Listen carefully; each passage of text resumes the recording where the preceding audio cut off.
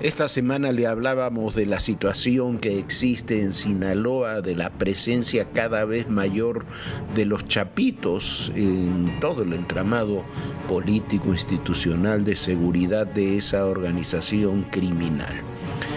Esa percepción ha crecido en las últimas horas luego del asesinato de uno de los jefes de los grupos de sicarios del Mayo Zambada, el Antrax, el jefe de este grupo muy conocido de sicarios del fundador, del líder histórico, vamos a llamar así, del cártel de Sinaloa, que está enfrentado, el Mayo Zambada, que está enfrentado actualmente con los chapitos. Fue asesinado en las calles de Sinaloa el pasado jueves, al mismo tiempo que era presentado en su primera audiencia en los Estados Unidos el Nini, quien fuera el jefe de sicarios precisamente de los chapitos.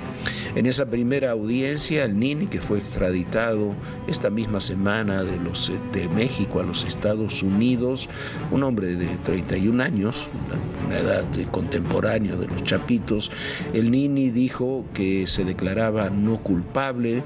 Dicen que ahí estuvieron, que lloró cuando vio a sus hermanas en este proceso, pero todo indica que muy probablemente el Nini termine buscando alguna figura como de testigo protegido con la justicia estadounidense, dentro de los Estados Unidos, porque fue muy rápido su proceso de extradición. No presentó prácticamente ninguna medida para evitarlo. El gobierno mexicano también lo aceleró, a diferencia, por ejemplo, del proceso de Caro Quintero, que esta semana volvió a presentar otro amparo para no ser extraditado a los Estados Unidos. Las cosas en torno al cártel de Sinaloa se están moviendo y todo indica que cada vez más se estarán fortaleciendo los grupos de los chapitos.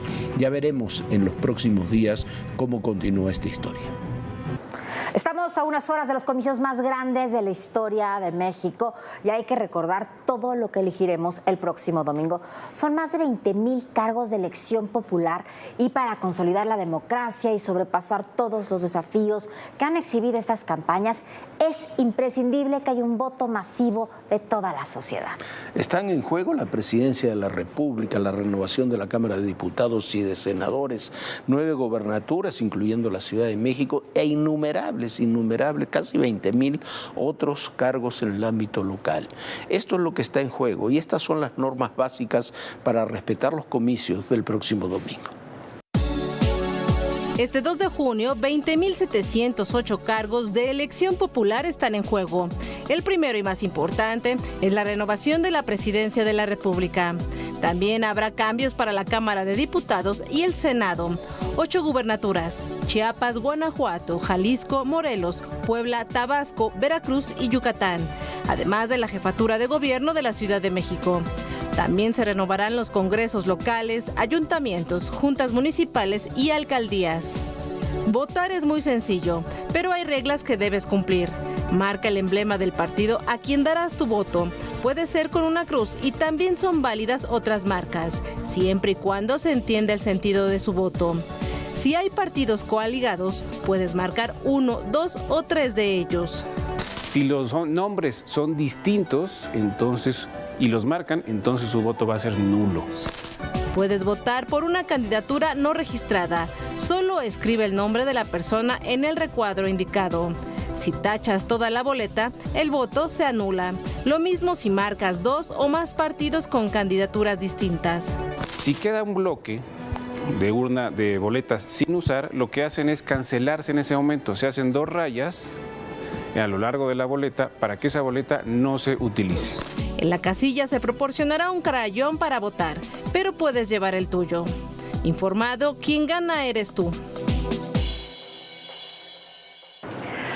También es importante ver los saldos que ha dejado esta administración en números en sus capítulos más críticos: la economía, la seguridad, la política social y las relaciones exteriores. Hay mucho de lo que hay que analizar en economía, y a partir de eso hay que tomar decisiones, incluso para corregirlo, para transformarlo, para cambiarlo, para ponerle un segundo piso, como usted quiera. En la economía hemos crecido apenas un 1%, es un índice bajísimo, es el sexenio que menos hemos crecido en muchísimo tiempo. Tenemos un déficit fiscal que cerrará este año por arriba del 5% del PIB, también un número altísimo que habrá que reducir. Tenemos un país con una enorme capacidad exportadora, lo hemos demostrado, somos el primer socio comercial de los Estados Unidos, pero tenemos esa capacidad que potenciarla aún mucho más. En el ámbito de la seguridad tenemos un problema gravísimo. Vamos a llegar al final del sexenio prácticamente a los 200.000 asesinatos y más de 50-60.000 desaparecidos. Tenemos problemas, delitos que han crecido dramáticamente, como la extorsión.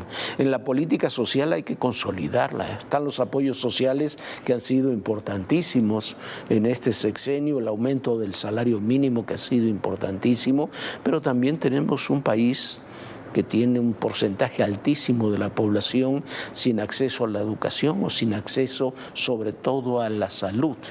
Tenemos con Estados Unidos una relación bicéfala, tenemos lo mejor que hay con los Estados Unidos, una actividad económica frenética, millones de paisanos viviendo en Estados Unidos, tenemos remesas que llegan a niveles altísimos, históricos, tenemos una sociedad dentro de la zona económica más dinámica del mundo, y tenemos diferencias profundísimas en el tema de la migración, en el tema del fentanilo.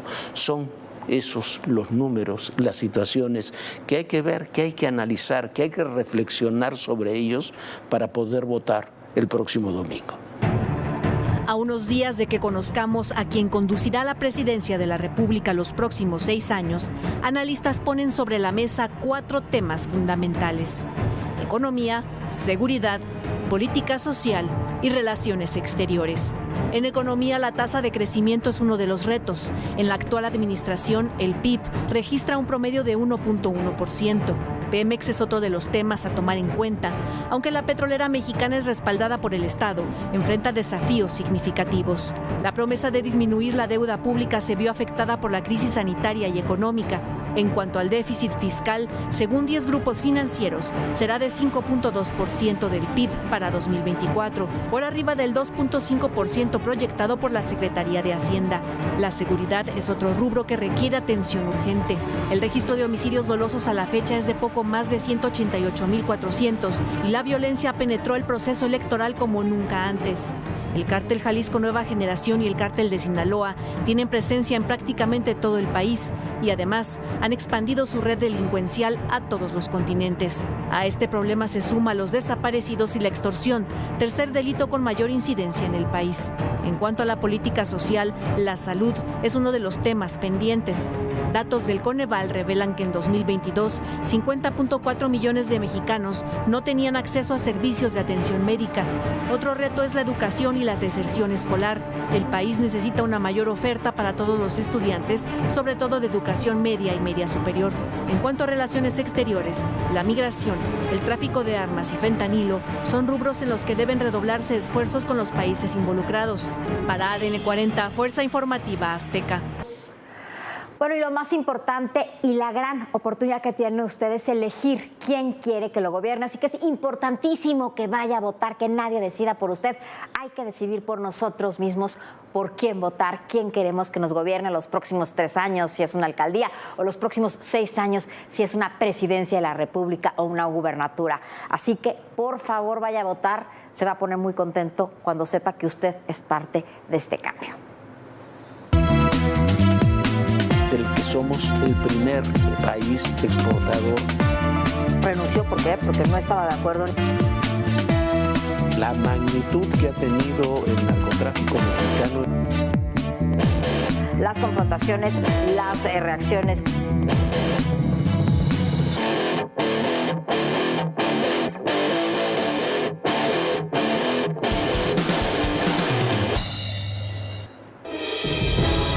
Medio Oriente toma un respiro. Israel ofrece a Hamás un acuerdo de alto al fuego en la Franja de Gaza a cambio de la liberación de todos los rehenes que el grupo islamista palestino mantiene secuestrados.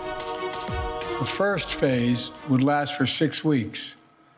Here's what it would include: a full and complete ceasefire, a withdrawal of Israeli forces from all populated areas of Gaza, release of a number of hostages, including women, the elderly, the wounded, in exchange for release of hundreds of Palestinian prisoners.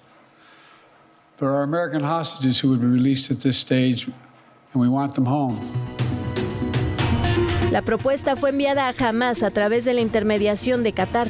El gobierno israelí dijo que la tregua permitiría lograr todos sus objetivos, entre los que se incluye la eliminación de las capacidades militares y de gobierno de Hamás. En tanto, la milicia palestina Hamás emitió un comunicado en el que afirma que ve positivamente cualquier plan basado en el alto al fuego y la retirada de las tropas. En entrevista, el primer ministro israelí Benjamín Netanyahu pidió a Estados Unidos sancionar a la Corte Penal Internacional por la solicitud de su fiscal para emitir una orden de arresto en su contra por crímenes de guerra cometidos en Gaza. So these charges are completely false. A false symmetry between a democracy and a terrorist tyranny, and false charges that have no bearing whatsoever. Mientras tanto, esta noche llegaron los restos del mexicano Orión Hernández, asesinado por milicianos de Hamás en octubre de 2023. El jueves, la Secretaría de Relaciones Exteriores informó que debido a problemas de logística de la aerolínea, el proceso se había retrasado.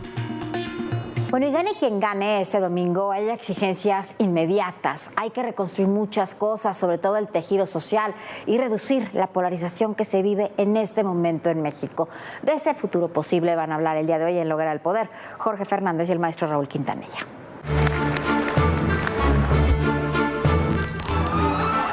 Una visión oscura de la sociedad.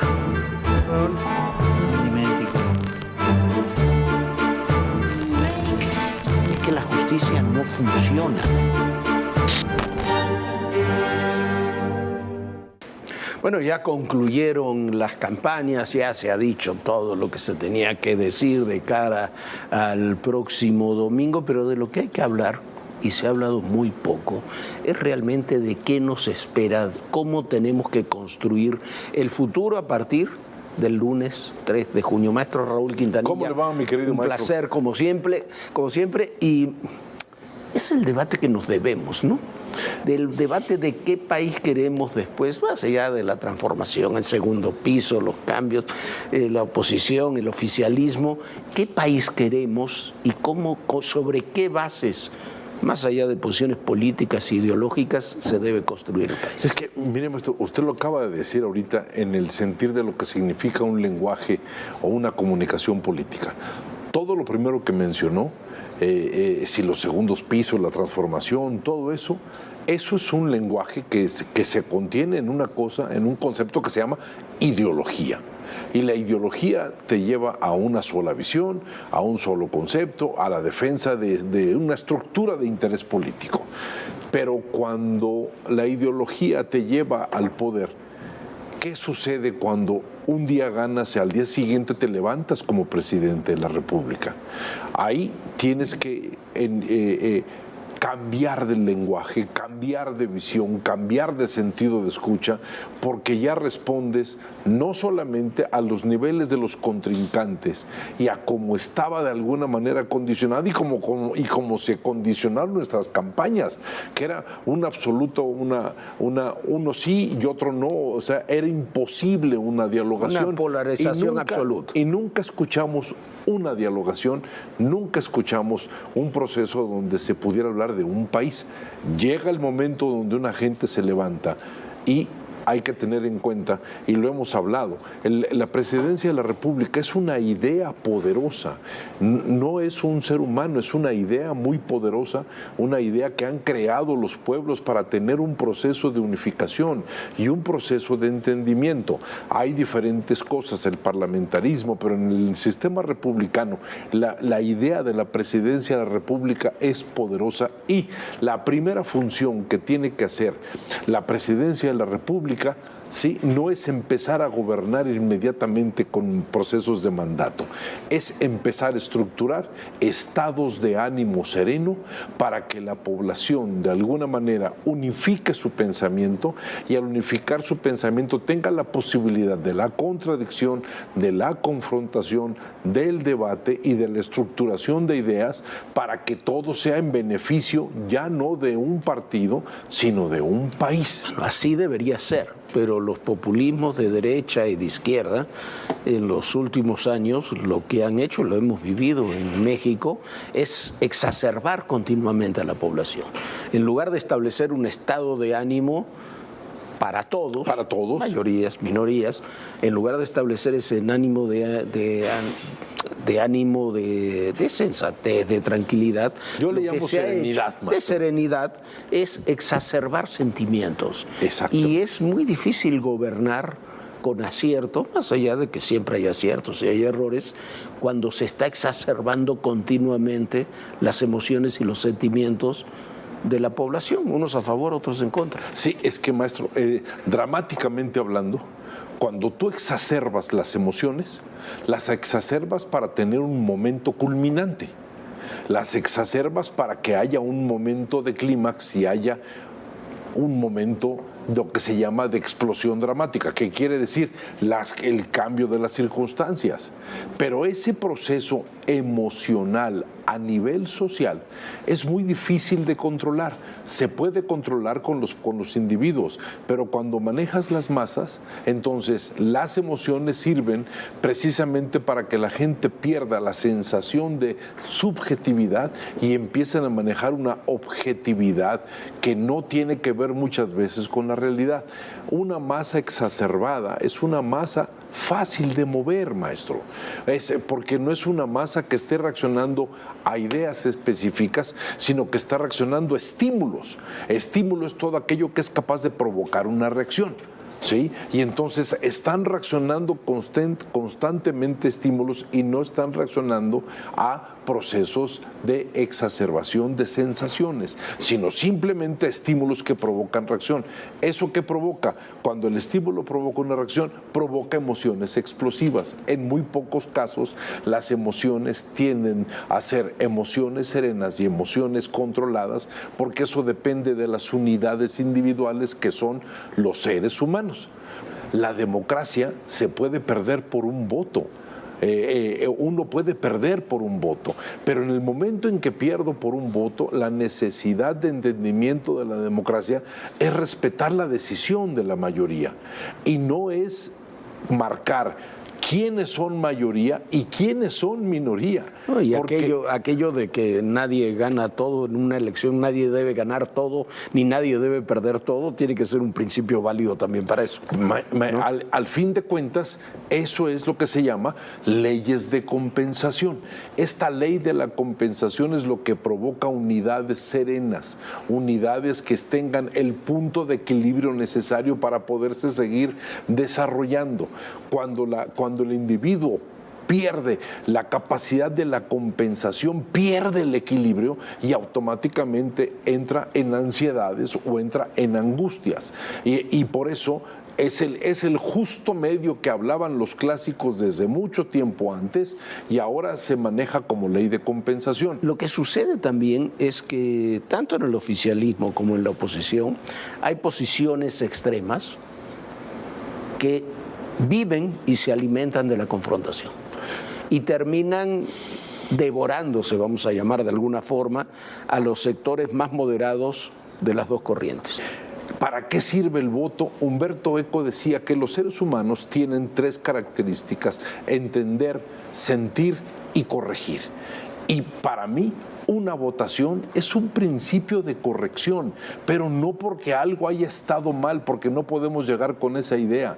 Llegamos con la idea de corregir para marcar rumbos completamente nuevos, porque todo lo que sucede en la existencia necesita cambio, necesita renovación, necesita no le corrección, quiero llamar, como tú le dices. Pues, mire, es que yo creo que es la gran característica de un ser humano, no es inspirarse, es saber corregir su inspiración.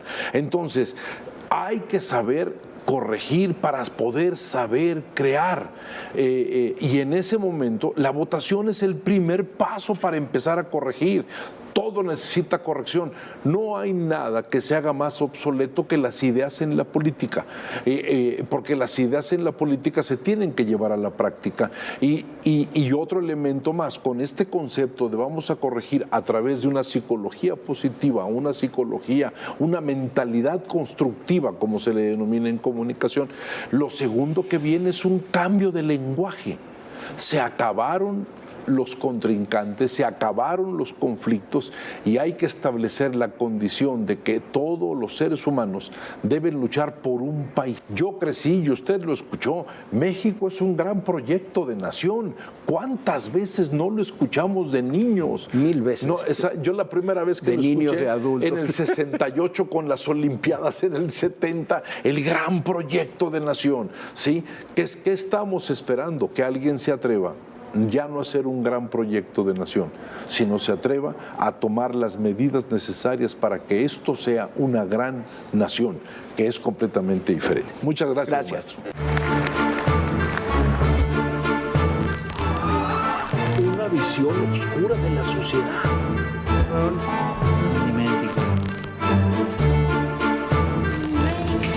Es que la justicia no funciona.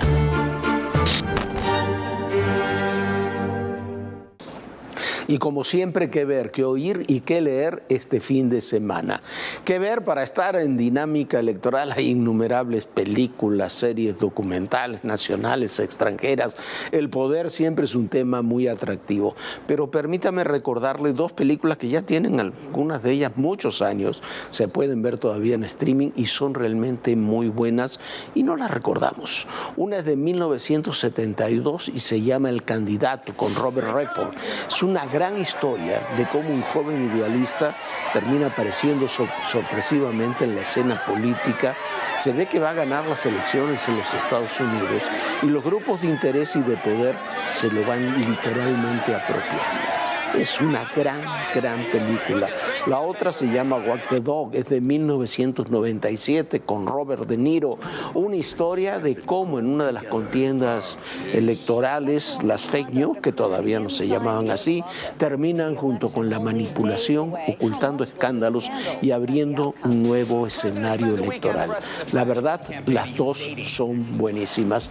¿Qué oír? Y bueno, para mi asombro, por lo menos asombro del bueno, en la final del fútbol de la semana pasada estuvo muy vigente una de nuestras mejores intérpretes, Julieta Venegas. A mí me encanta Julieta Venegas, con el tema Andar Conmigo, que se lo había apropiado ahí el Cruz Azul. La verdad es un tema muy bueno, se lo recomiendo. Si usted no ha escuchado esta canción, escuche el disco completo de Julieta Venegas. Este disco se llama Sí, donde está ese tema, y ya que va a escuchar, aproveche también para recordarle que creo que fue el primer álbum de Julieta, que se llama Limón y Sal, con un tema que a mí me encanta, que se llama Me Voy. Julieta es de lo mejor que tenemos en la música popular de nuestro país. ¿Qué leer? Una de esas lecturas, le vamos a recomendar, este va a ser un fin de semana muy pesado políticamente, entonces una lectura alivianada. El nuevo libro de la sueca, es un exitazo de ventas, esta mujer, Camilla Läckberg, en coautoría con un mentalista, con Eric Fexus. Se titula El espejismo, acaba de salir, yo ya lo compré, a mí me encanta. Es el último libro, el último título de una trilogía que ha sido terriblemente exitosa en todo el mundo. Los dos primeros se llamaron El mentalista precisamente y La secta. Es un gran relato en donde lo policial se combina con ciencias objetivas y con esto del mentalismo, que es un poco de ilusionismo, un poco de reflexión, un poco de tomar datos y extrapolarlos. El libro es buenísimo y es el desenlace de esta trilogía que, como le decíamos, ha sido exitosísima a nivel mundial y la verdad se lo devora para un fin de semana. Es una gran recomendación. Bueno, Jorge, ahí están todas tus recomendaciones. Yo le recomiendo que nos vea el próximo domingo. Jornada electoral es importantísima, es la elección más grande de la historia en México y aquí en ADN 40 tendremos una cobertura especial desde muy temprano en la mañana. Yo lo espero a las 2 de la tarde, de 2 a 3 de la tarde. Estaré compartiendo el espacio con José Luis Mora. Jorge estará a partir de las 6 de la tarde con los resultados y todo el análisis electoral. Así que acompáñenos a ADN 40, jornada electoral el próximo domingo. Y el sábado descanse, ya no tiene nada que ver con las campañas electorales, puede pasarla muy bien, duérmase temprano para que tempranito el domingo esté votando. Descanse, sueñe bonito y tenga un gran fin de semana. Bonito fin de semana, Jorge. Bonito fin de semana, Viviana. Como decía Viviana, es importante que usted participe y vote, ejerza su derecho y también cumpla con su responsabilidad el próximo domingo. Aquí le tendremos en ADN 40, en Azteca vamos a tener una transmisión el domingo ya en la tarde-noche en todos los espacios de Azteca con toda la información. Acompáñenos y recuerden, en el poder y en la política todo, pero absolutamente todo es personal. Gracias.